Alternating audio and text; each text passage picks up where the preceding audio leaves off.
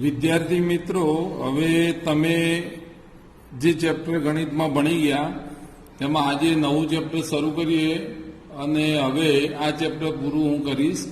ધોરણ 10 પ્રકરણ 1 અને એમાં પણ સ્વાધ્યાય 1.2 લઉં છું. તમે કહેશો કે 1.1 કેમ નહીં?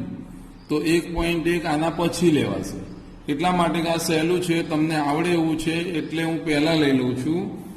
એટલે એમાં એવું છે કે અવિભાજ્ય અવયવ પાડો એવું તમને પ્રશ્ન પૂછ્યો.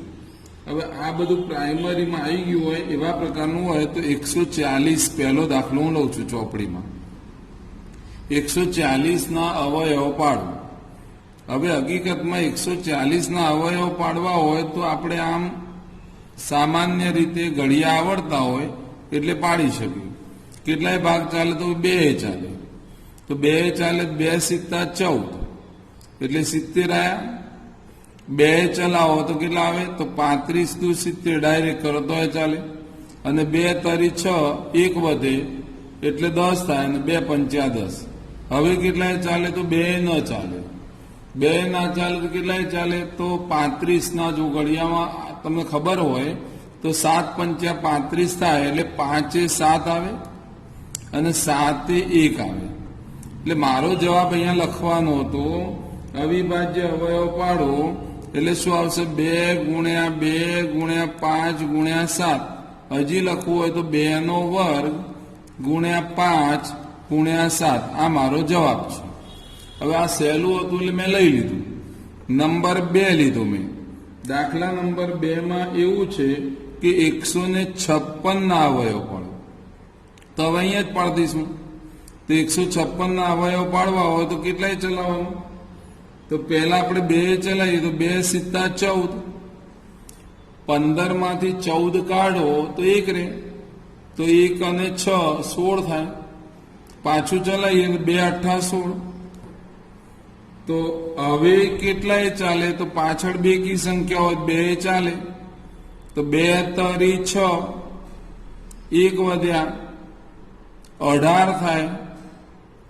2 ગુણ્યા 9, 2 નવા 18. હવે 39 આવ્યા. 39 ઘડીઓ કોઈ બોલે જઈએ તો ખબર પડે, ના ખબર પડે તો આ 9 અને 3નો સરવાળો કરો. 10 11 ને 12 થાય. 12 ને 3 વડે ભાગી શકાય એટલે 3 ચાલશે. તો 3 એકા 3 ને 3 તરી 9, તો 13 આવ્યા. 13 અહીંયા 1 આવે. તો 156ના અવયવ કયા પડ્યા?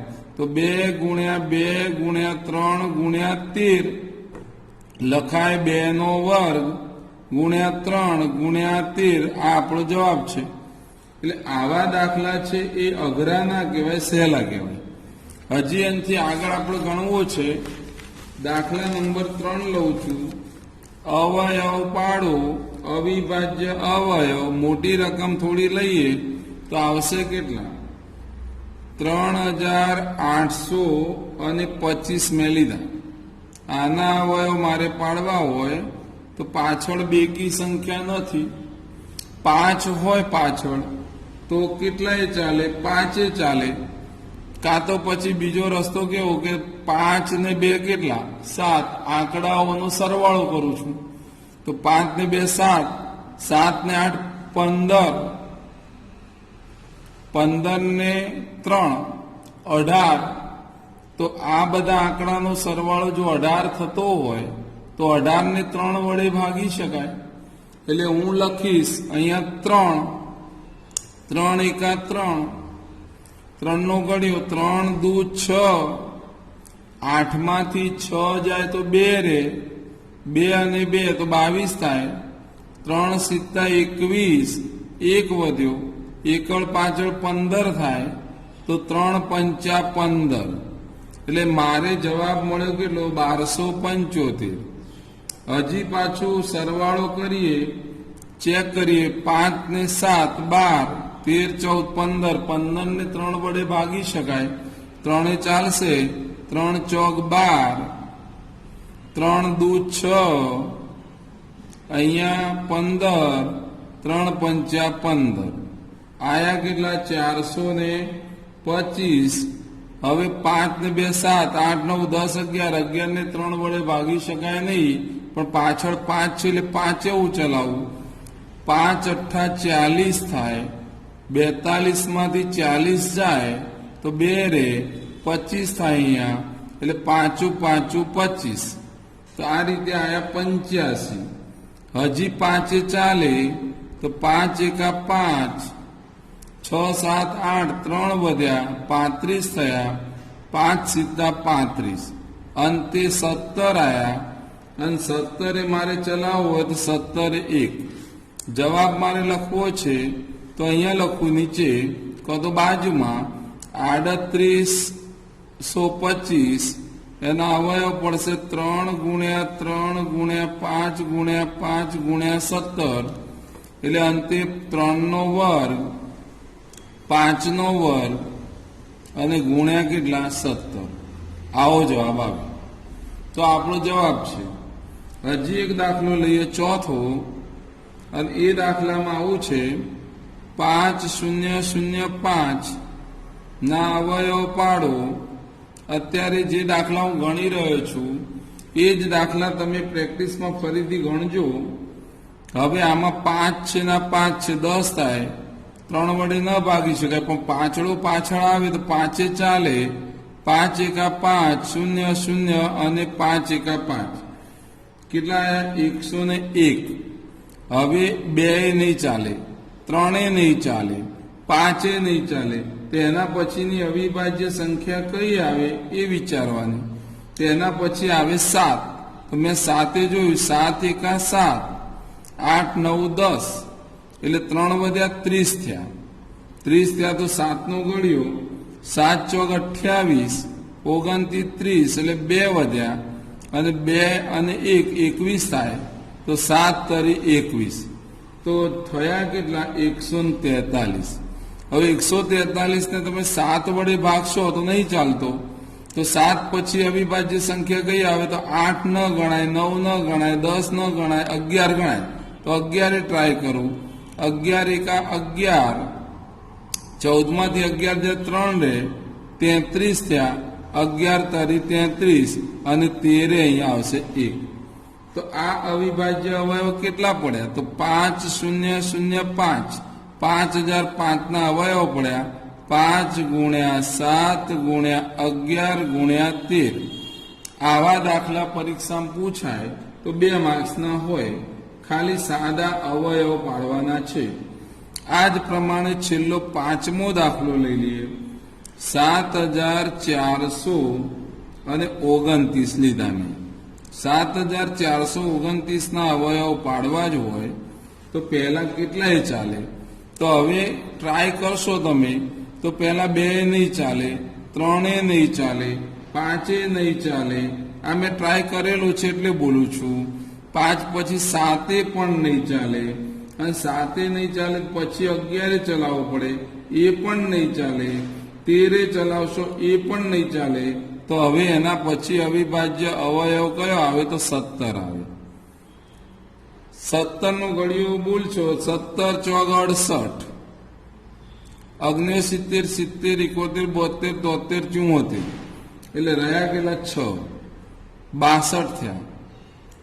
17 તારી 51 આવશે. અને 51 62 માંથી બાદ કરશો ને પછી જે રહેશે અને એમાં ચાલશે 17 ગુણ્યા 7. એટલે કહેવાનો મતલબ મને જવાબ શું મળ્યો તમે તમારી રીતે ટ્રાય કરજો.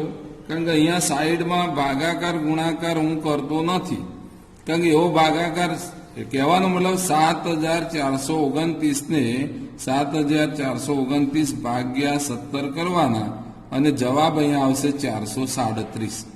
એટલે આવું લખીને પછી મૂકી દેવાનું. હવે 437 છે એને થાકી જશો પણ અવયવ નહીં પડે. અવયવ નહીં પડે એટલે 5 નહીં ચાલે, યાદ રાખવું પડશે.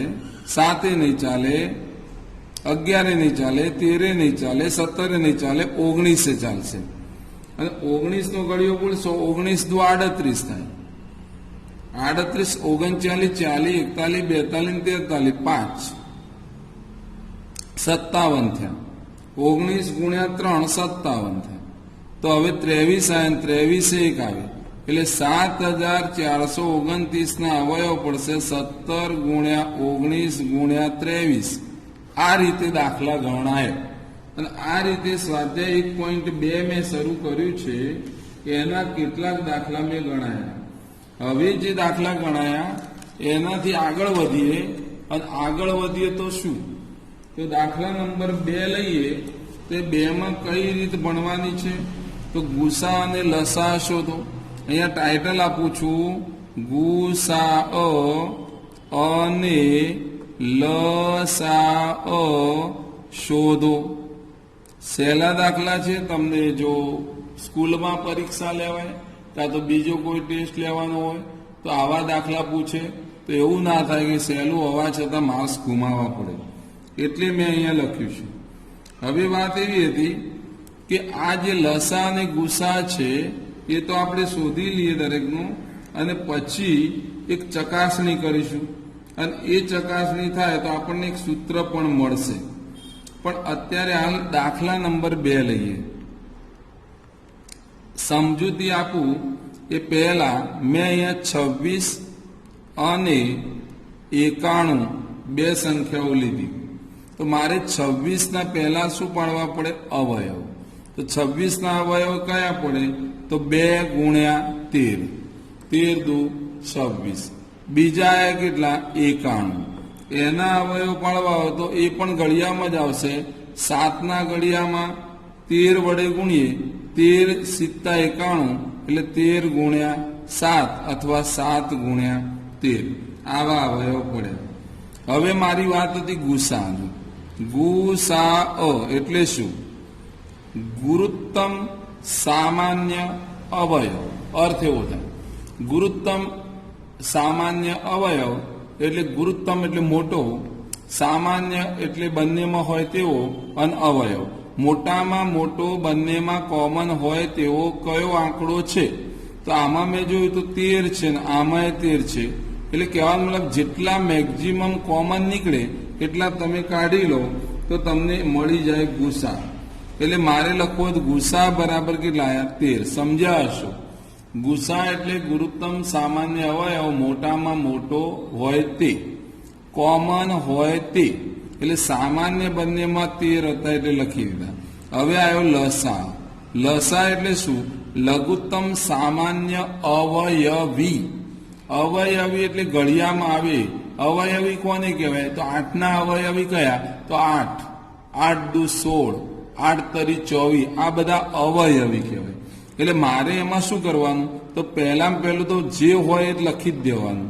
2 ગુણ્યા કેટલા? 13. કોના અવયવ છે? 26 ના. કેટલા છે? 2 ગુણ્યા 13. હવે આમાં જોવાનું કે કયો આંકડો એવો છે કે જે આવી ગયો છે. તો 13 આવી ગયો છે. એક વખત 13 આવી ગયો તો લખવાનું. લખેલો હોય તો લખવાની જરૂર નથી. બીજી વખત આવે તો લખવો પડે. અને આ પ્રમાણે હવે આમાં જોઈએ તો આ પદ આવી ગયું. હવે આમાં 13 તો આવી ગયા છે. તો હવે કોણ રહી ગયું? 7. તો અહીંયા 7 લખ્યા મેં. એટલે કહેવાનો મતલબ આમાંથી વીણમાં બેઠા તો જુદા જુદા પ્રકારના આંકડા બધા વીણી લેવા. અને હવે આ બંનેનો ગુણાકાર લખવો હોય તો મારે અહીંયા લખાણ શું લખાય? લસા કૌંસમાં લખવાનું. શું લખશો? તો જે આંકડા આપણે 26 અને બીજો કોણ 91 બરાબર તો 2 ગુણ્યા 7 ગુણ્યા 13. 7 દુ 14 ગુણ્યા 13. 14 નો ઘડિયો બોલો કાં તો 13 નો ઘડિયો બોલો તો એ ખબર પડી જાય. તો શું આવશે? 14 ગુણ્યા 3. 14 તરી 42 નું 2 4. 14 એકા 14, 15 16 17 18 182. આ 182 મારો શું આવ્યો? તો લસા કહેવાય. હવે મેં ચકાસણી કરી તો હું અહીંયા લખું છું ગુસા કૌંસમાં એ બી. એ બી એટલે હાલ સંખ્યા હતી ગુણ્યા લસા કૌંસમાં એ બી. અને બીજું લખાણ લખું છું અહીંયા એ ગુણ્યા બી બરાબર. આનો જવાબ ને આનો જવાબ ચકાસીએ છીએ. તેનો મતલબ ગુસા એ બી એટલે કોણ? તો ગુસા એ બી એટલે અહીંયા ચકાસણી કરીએ તો ગુસા એ બી એટલે 13 છે. ગુસા કેટલો આવ્યો છે 13, આના ઉપરથી જ ગણું છું તો આ 13, અને અહીંયા કેટલા તો કે 182. ફરીથી બોલું છું, ગુસા 26 અને 91 નો લેતો હતો, લસા 26 અને 91 નો લેતો હતો, અને એ બંનેનો ગુણાકાર અહીંયા મેં કર્યો. ગુસાની જગ્યાએ 13 લખ્યા, લસાની જગ્યાએ 182 લખ્યા, અને હવે 182 ગુણ્યા 13 તો 13 દુ 26 નો 6 2 આવે. આ પ્રમાણે ગુણાકાર કરીએ તો અહીંયા જોઈ લો 182 ગુણ્યા 13. જો તમને 13 નો ઘડિયો આવડતો જ હોય તો સીધો જવાબ લખવાનો, ના આવડતો તો પણ ભૂલ ના થાય એ માટે પહેલા ભાગના ચાલીની શૂન્ય, અહીંયા આવશે 2, 8, 1, 3 દુ 6, અહીંયા 8 તરી 24 નો 4 2 આવે, અને 3 ને 2, 3 એકા 3 ને 2 5, અંતે અહીંયા 6 આવ્યા, 4 ને 2 6 આવ્યા, અહીંયા 8, 9, 10, 11, 12 13 1, 23, તો 2366. તો 2366 આવો મને જવાબ એક મળ્યો. હવે મારી વાત શું હતી એ સમજજો. એ એટલે કોણ તો પહેલી સંખ્યા એટલે કેટલી હતી 26. બી એટલે કોણ તો બીજી સંખ્યા એટલે કેટલી 91. હવે 91 અને 26 બંને સંખ્યાઓ છે એનો ગુણાકાર તો 91 ગુણ્યા 26 કર્યા મેં. ભાગના ચાલે શૂન્ય, ચલો 2 એકા 2, 9 દુ 18, 6 એકા 6, 9 6 54, અંતે 6 6 અહીંયા 18 19 20 21 22 નો 3 2, 18 કે 8, 8 ને 5 13 નો 3 વિધિ 23, તો કેટલા આવ્યા 2366. તો બરાબર આનો જવાબ પણ 2366 આવી ગયો. અને આ રીતે આવી ગયો. આ જવાબ ને આ જવાબ કેવા છે સરખા, અને સરખા હોય તો હું એક સૂત્ર અહીંયા લખું છું જે તમારે ચકાસણી કરવા માટે જરૂર પડશે. તો શું આવશે લસા એ બી ગુણ્યા ગુસા એ બી બરાબર એ ગુણ્યા બી. આની જવાબ ને આ બંનેનો ગુણાકારનો જવાબ કેવો આવે છે સરખો. એટલે યાદ રાખી લેવાનું કે બંને પૂર્ણાંક તમને આપ્યા હોય એ બંનેનો તમે શું કરો ગુણાકાર, તો એ લસા અને ગુસા જે શોધ્યો હોય એના ગુણાકાર બરાબર હોય છે. આગળ વધીએ. આના આ દાખલા આની આ જ રીત આ પ્રમાણે લઉં છું નવી રકમ, અને એ રકમ છે એમાં મેં આપ્યું 510 અને બીજી રકમ છે 92. નંબર 2 510 અને 92. પહેલા અવિભાજ્ય અવયવ 510 ના આ રીતે અવિભાજ્ય અવયવ પહેલા પાડું પછી લખીશ. 92 ના પણ શું પાડીશ અવિભાજ્ય અવયવ પછી હું લખીશ. ચલો સ્ટાર્ટ કરીએ. 0 આવે તો 2 ચાલે, 2 દુ 4, 2 પંચા 10 ને 2 પંચા 10 એટલે 255 આયા. 5 ને 5 10, 10 ને 2 12, 12 ને 3 વડે ભાગી શકાય એટલે 3 ચાલે. તો 3 ચલાવું તો 3 8 24, 1 વધ્યા 3 પંચા 15, 85 આયા. પાછું 8 9 10 11 12 13. હવે વાત આવીશું કે 13 ને 3 વડે ભાગી ના શકાય પણ 5 પાછળ છે એટલે 5 ચાલશે. તો 17 પંચા 85 ડાયરેક્ટ ફાવે તો, અને 17 અહીંયા આવશે 1. તો મારે 510 ના અવયવ પાડવા હતા. 2 ગુણ્યા 3 ગુણ્યા 5 ગુણ્યા 17 આવી ગયા. અને જો આ રીતે આવી ગયા હોય તો હવે શું 92 ના અવયવ. ચલો 92 માં 2 ચલાવીએ. 2 8 16 નહીં 2 4 8, 1 વધ્યા 12 થયા, 2 6 12 કેટલા આવ્યા 46. 2 ચલાવો 2 દુ 4, 2 તરી 6 23, 23 નું કોઈ ના ચાલે 23 1. તો અહીંયા અવયવ શું આવ્યા બોલો 92 ના અવયવ આવશે 2 ગુણ્યા 2 ગુણ્યા 23. સમજો આ અવયવ જે પાડ્યા છે એમાં મારે લેવું છે હવે શું બોલો તો ગુસા. તો ગુસા કૌંસમાં 510 92 અને એનો ગુસા શું આવે? મેં તમને શું કહ્યું હતું? ગુરુત્તમ સામાન્ય અવયવ એટલે આમાંથી આમાં બગડો છે તો આમાં બગડો છે, લઈ લીધો એક. આમાં 3 છે, આમાં 3 નથી. આમાં 5 છે, આમાં 5 નથી. આમાં 17 છે, આમાં 17 નથી. તો અંતે ફક્ત એક જ બગડો બંનેમાં કોમન છે. હા, બીજો બગડો લેવો છે પણ આમાં નથી, એટલે બંનેમાં કોમન નીકળે એવું કોણ? તો કે 2. તો મેં લખી દીધો ગુસા કેટલો? 2. હવે શું આવશે? લસા. લસા કૌંસમાં 510 92 બરાબર શું? તો હવે જે પહેલી રકમ છે બધી લખવાની. તો 2 ગુણ્યા 3 ગુણ્યા 5 ગુણ્યા 17 બધું આવી ગયું. હવે ચકાસવા ગયા તો આમાં કયા કયા પદ આવી ગયા?